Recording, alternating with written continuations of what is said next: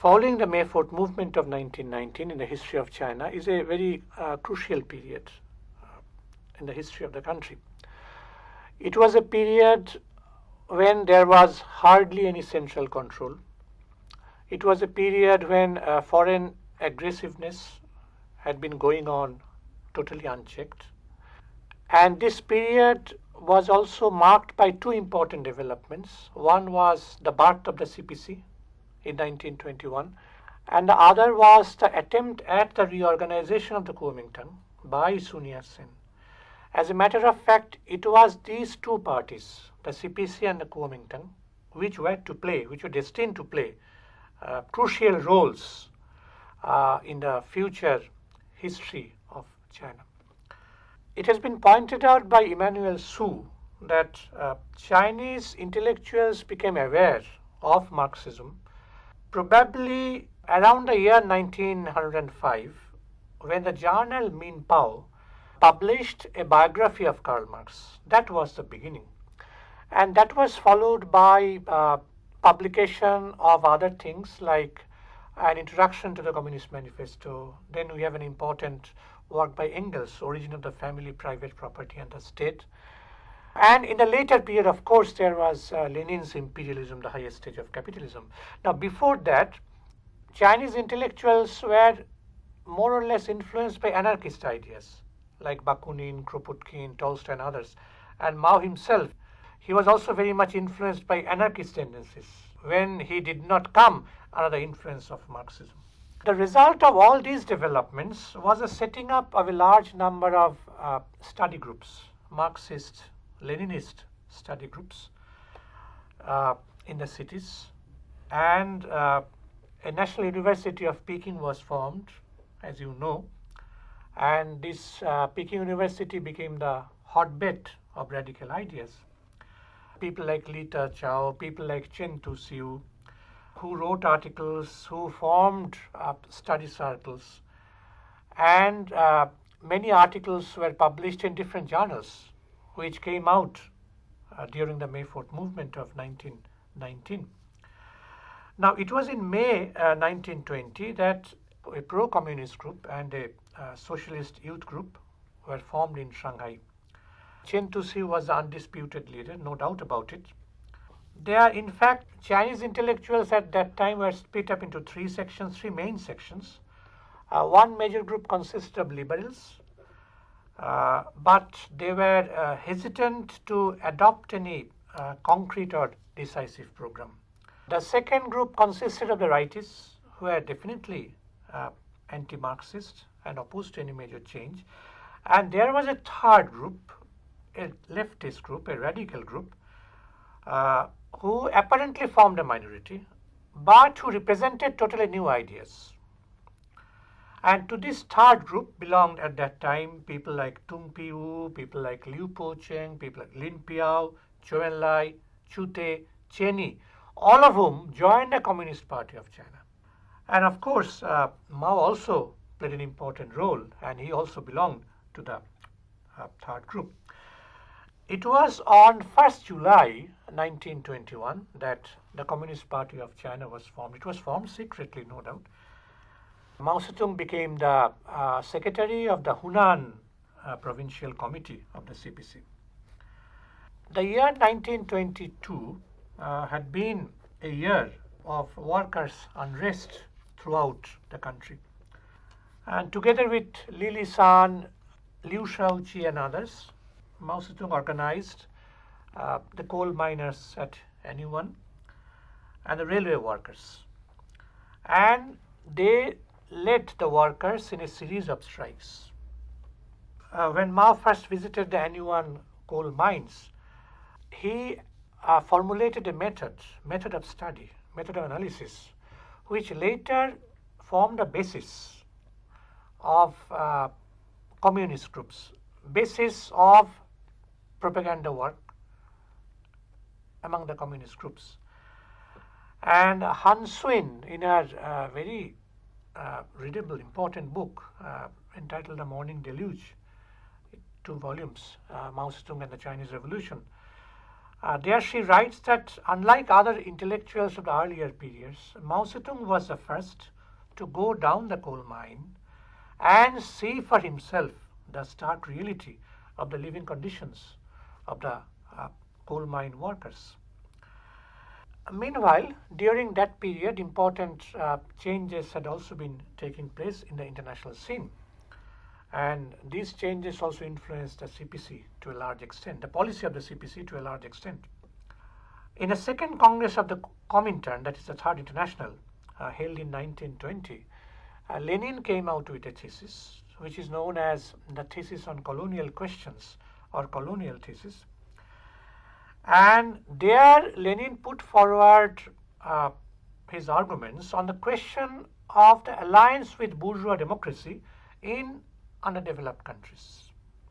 What should be the attitude of the Communist Party in countries which were subjugated, in countries which were dependent on imperialist countries? And in his opinion, in colonies and semi-colonies, the Communist Party should enter into an alliance with the bourgeois parties. Of course, when he meant bourgeois, he meant that section of the bourgeoisie which is opposed to imperialist domination. An alliance with the bourgeois parties, but then the Communist Party should retain their own independent initiative in their own hands. They should not merge with it. They would ally with them, but without merging with them, so that they could retain their initiative, their independent course of action in their own hands. That was Lenin's thesis, which is known as a thesis on colonial questions. Now, when the news of the thesis reached the Chinese Communist Party, later, of course, in 1923, the Third Congress of the CPC was held in the city of Canton.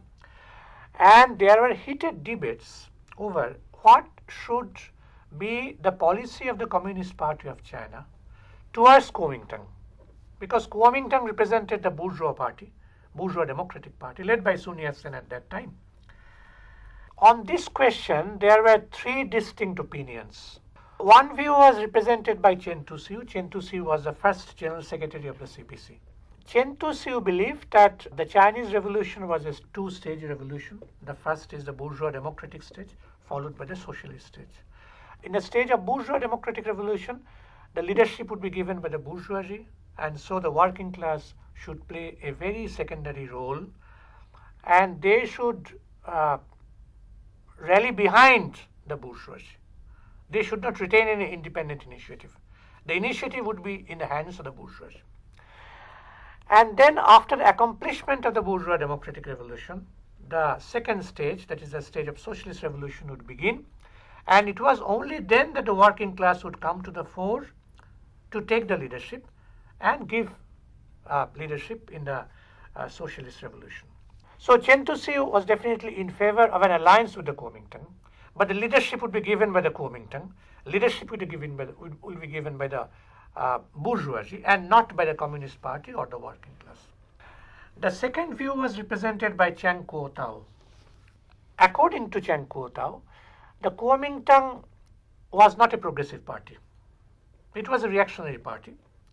And the Chinese Revolution was not a two-stage revolution, single-stage revolution, and that is the socialist revolution stage. And so there is no question of forging a united front with the Kuomintang. So working class should, from the beginning, exert its leadership over the movement. There was a third opinion also, which was represented by Mao and some others. Mao Zedong criticized both these standpoints. And Chen Tuxiu's standpoint was regarded as a deviation, a rightist deviation, which would lead to surrender, capitulationism, to imperialism, to Kuomintang. Chiang Kuo-tao's deviation was regarded as a left deviation. When the Chinese call something left, quote unquote left, they mean that it is left in appearance but right in content. And that would lead to sectarianism.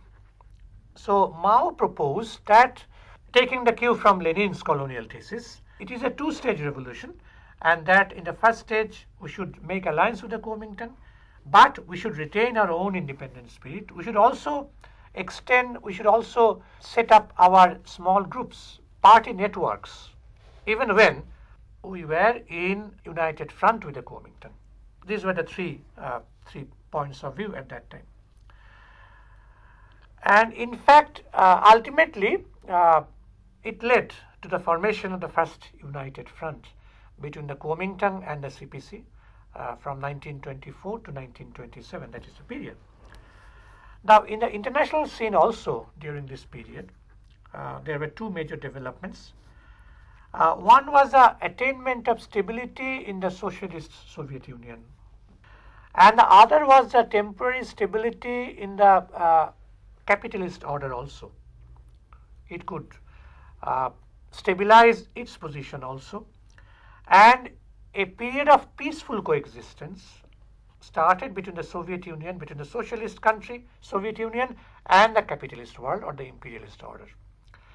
And in fact, since it was a relatively peaceful period, so capitalist countries could consolidate their position and started making further inroads into China through their Chinese collaborators, Chinese lackeys.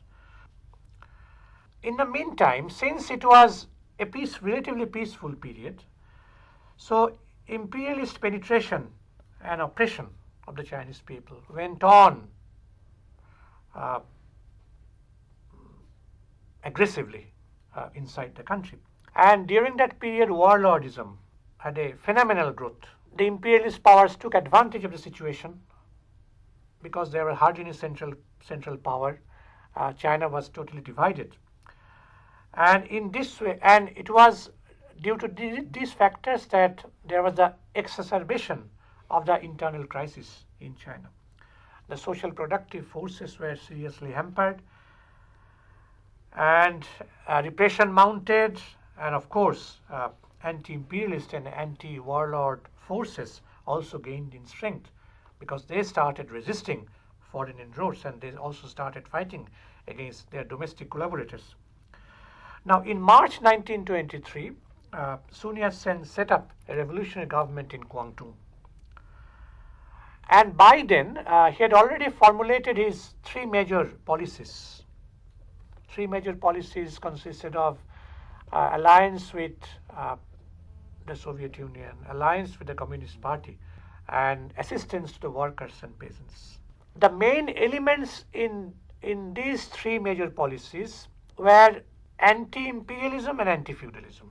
And since the Communist Party of China had also within their program anti-imperialist and anti-feudal approach, clear approach, so there was no problem in forging a united front between the two parties. That formed the basis.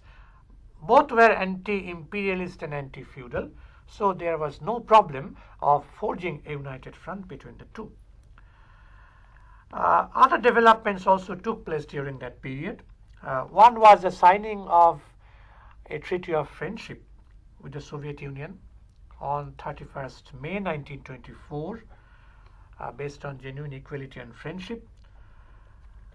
And the second was the formation of a revolutionary army, and a military academy was formed known as the Huampua Military Academy in Guangdong, and there was a formation of the Guangdong Revolutionary Army. These armies were formed to fight against northern warlords and to bring about the national unification of China. Now that was the goal of both, unification of the country. Of course, Sun Yat-sen's goal was throughout to bring about the national unification of China.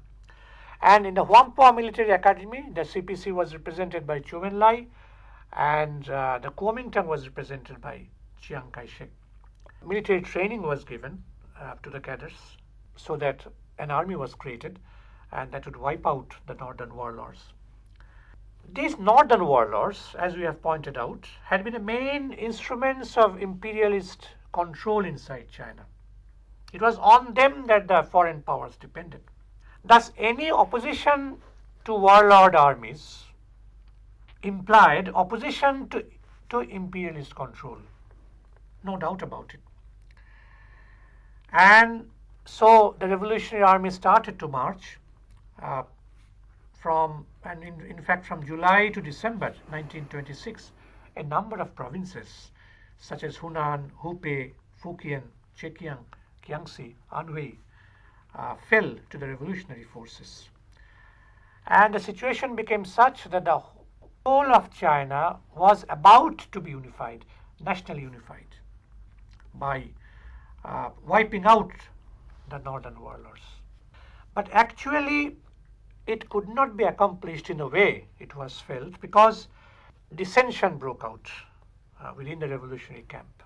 This was due primarily because of the death of Sun Yat-sen, and after his death, Chiang Kai-shek became the leader of the Kuomintang. Chiang Kai-shek, after becoming the leader, followed a policy which was totally different from the policy adopted by Sun Yat-sen. Chiang Kai-shek was out and out anti-communist. He was totally opposed to the policy of the United Front. And after he came to power, he placed his own men, hand-picked men, to the top positions, let us commander-in-chief and other top officials. To Chiang Kai-shek, foreign powers were definitely more welcome. They would rather ally with the foreign powers and fight against communists than ally with the communists to fight with the foreign powers. Despite this dissension, the communists did fight, along with some progressive elements within the Kuomintang. So fighting had been going on.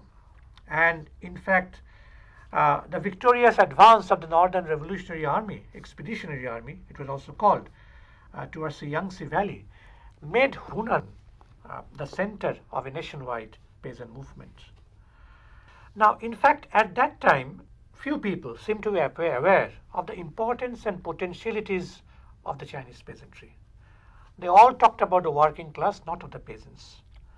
And Chen Tusi, of course, was totally emphasized the role of the working class rather than the role of the peasantry. But despite such an attitude from the leadership of the Communist Party, peasant movement did spread. And Hunan was the center. In Hunan, they formed peasant associations. And these peasant associations became the sole organ of authority in the countryside. They carried out political, economic, and ideological struggles in a vigorous way. They fought against the gentry, the landlord class. They fought against patriarchal ideas and institutions, against corrupt officials, against the bad practices. And they put a ban on taking grain out of the area. They effected reduction of rents, abolished exorbitant levies, and they boldly freed themselves from spiritual shackles like the theocratic authority, the authority of the husband, etc. So night schools were opened, people's militia was formed in different areas for self-defense. So it was in this way that peasant associations became the organ of authority in the countryside. Now Mao wrote an essay, which is an essay of historical importance, entitled Report of an Investigation into the Peasant Movement in Hunan, in March 1927. And in fact, it was written as a reply to the criticisms both inside and outside the party, then being leveled against the peasants' revolutionary struggles. A scholar named Ho Fiennes, in his book The Broken Wave, pointed out that Mao's message in the report had three important parts. One was the emergence of a new revolutionary situation. A new revolutionary situation had emerged in the countryside. That is the one. The second was that Mao singled out a new force of the Chinese Revolution, and that is the peasantry. And Mao pointed out that revolution was a process of turning everything upside down. The people, the wretched of the earth, had come up with arms in hand to assert their own independence, assert their own authority against feudal forces. And the third one was that Mao adopted a changed attitude to violence. In a revolution, the people at the top of society are going to be hurt. There is no doubt about it. A rural revolution is a peasant revolution by which the peasantry overthrows the rule of the feudal landlord class. So violence is not to be deplored.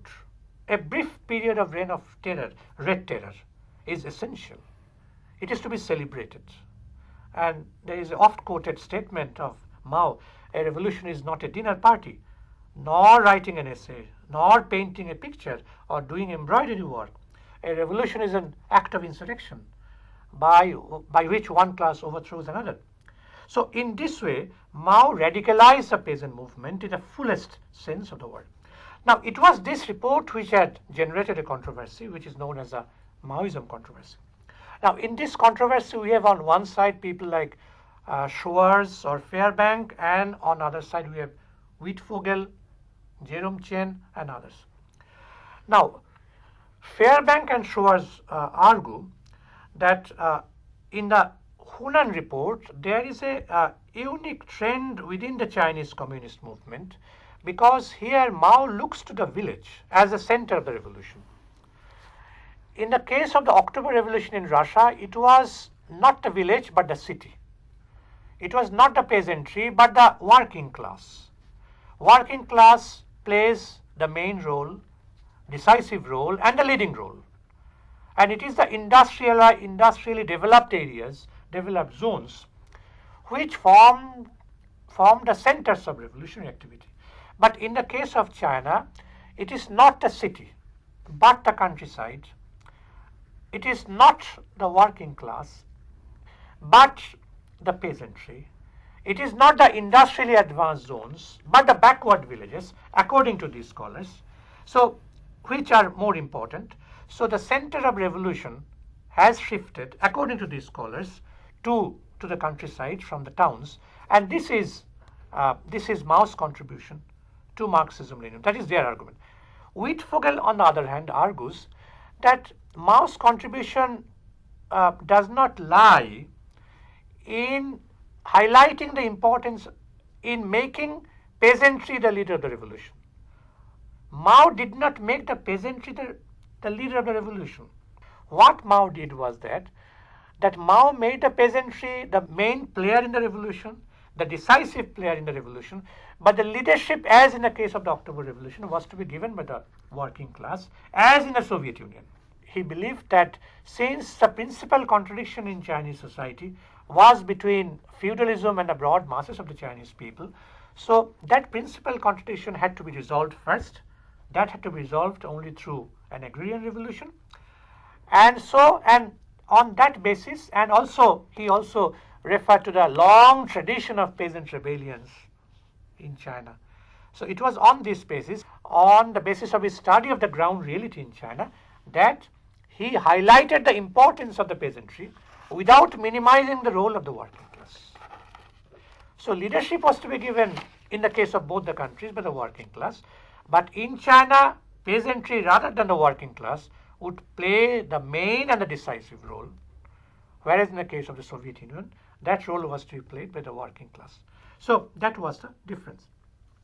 The advance of the Northern Expeditionary Army was followed by an uprising of the workers in Shanghai in February 1927, and this alarmed the British, Japanese and US capitalists, and they intensified their interference in China. And Chiang Kai-shek sent his own troops in April 1927 to crush the rebellion. Thousands of workers, Communist Party members, and also peasants in the countryside, they were killed, butchered. Similar massacres also took place in Nanking and Canton. Chiang set up his own government in Nanking called the Nationalist Government, consisting of right-wing Kuomintang politicians and militaries. So in 1927, there was a massacre, a large-scale massacre, and that signaled the end of the united front between the CPC and the Kuomintang. China had the tradition of peasant rebellions. So why is it that none before Mao had thought of organizing the peasants? No, it is not true that Mao was the first to think about organizing the peasants. Puyi was there, and there was in Guangdong he had been organizing peasants. Mao was not alone. There were others also.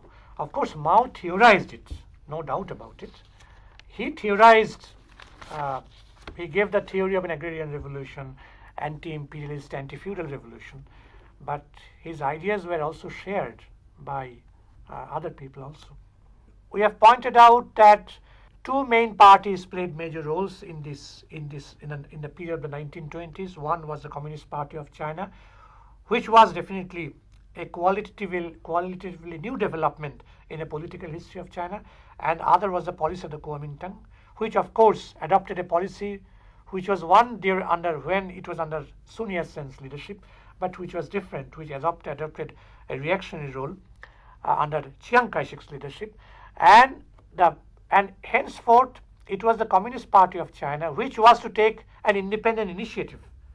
It was to form its own army, the People's Army or the Red Army.